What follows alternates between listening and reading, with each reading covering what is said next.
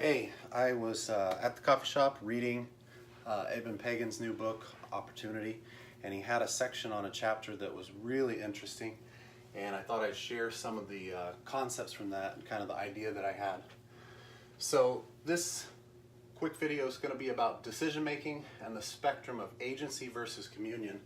I had heard the term agency and communion in different contexts, but I hadn't heard about how they interact with each other. A slightly different definition of communion than what I was used to. So to clear these up first, agency is a person's ability to act as an individual, or their desire to act as an individual, to be in control of situations. Communion is pretty much the opposite of that. It's thinking of what's best for the group, trying to express yourself through an organization or a body of a greater whole.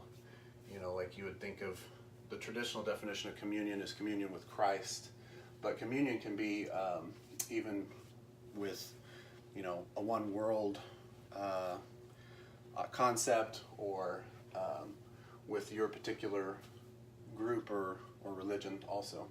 So he was talking about how most people self-identify towards the ends of these spectrums.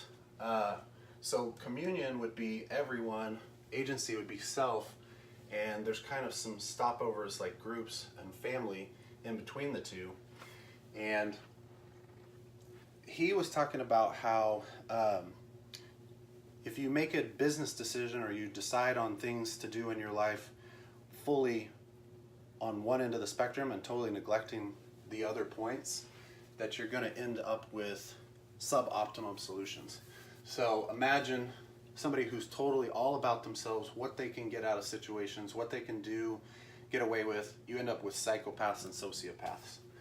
On the other end of the spectrum, if you totally are about the group, you know, the whole planet and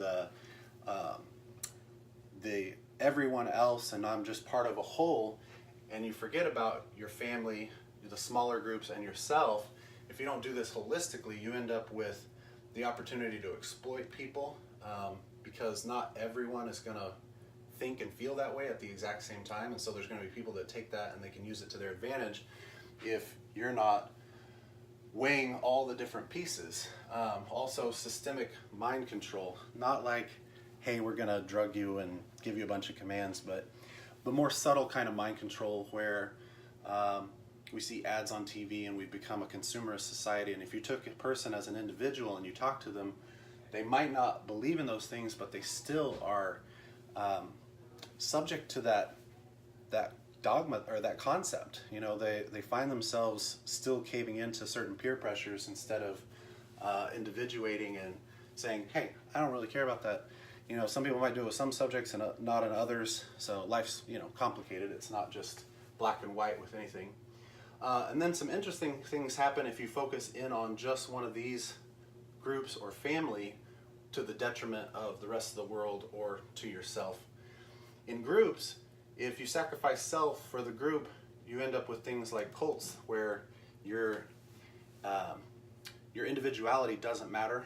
You're just supposed to live for the group. You end up with things like dogma, which you know, it doesn't have the same kind of intent here. Dogma is usually used to control people and keep them behaving well, you know, from the perspective of the group, and maybe even from the perspective of the planet. You know, you have certain religious mores, and you could even consider law under the subject of dogma. It's things that you aren't supposed to disagree with. You're supposed to follow in order to create similarity and order, you know, consistency within things. In the family unit, if you were to focus in on that entirely and neglect yourself, neglect groups, neglect everyone else, let's talk about this one first, low self-esteem. People that grow up and their families really either they've got like a strong father figure that's very dogmatic and tells them, you know, dictates every single thing about their life. They don't learn any agency. They don't learn any self-control. They don't have control over their own environment. They're subject to someone else's control constantly. They don't build self-esteem. So without having their individual control, you end up with low self-esteem. That can happen also in more nefarious types of situations like sexual abuse and stuff like that. Enmeshment is a word that I had not heard of until probably a couple weeks ago, but it's a very interesting concept about how it's like the unhealthy kind of relationship between a caregiver and the child, whether that's, you know, an adopted person or a biological parent. But instead of being a person that's looking out for their best interest, enmeshment is where you're trying to just, you need emotional support and you get it from your kid. That's going to really kind of mess with their heads. They're supposed to be growing themselves, and if they're having this enmeshment type of concept, they lose that sense of safety and security with their caregivers. That's worth another look. You know, if you want to look up enmeshment, it's pretty crazy. So what does this all have to do with business or life and making decisions? If you focus too much on any one piece of this, you come up with sub-optimum solutions.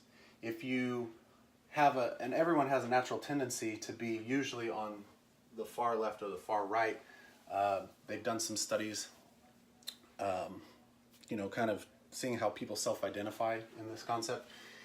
But if you have a tendency to be fiercely individualistic or to be really, really, really concerned about the future of the planet and you kind of forget about yourself, keep in mind these other points as you are deciding on things to do business-wise, to do in your groups, and different stuff like that, because the solution is more consciousness. It's about being self-aware of your tendency and rounding yourself out as a person so that you have,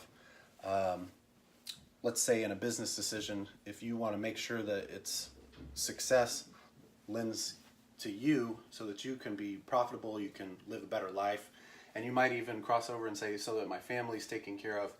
If you make that decision, but you also consider what will its impact be on other people that are in groups and the rest of the planet, you're going to make a better decision from your natural tendency if you round it out with those other perspectives.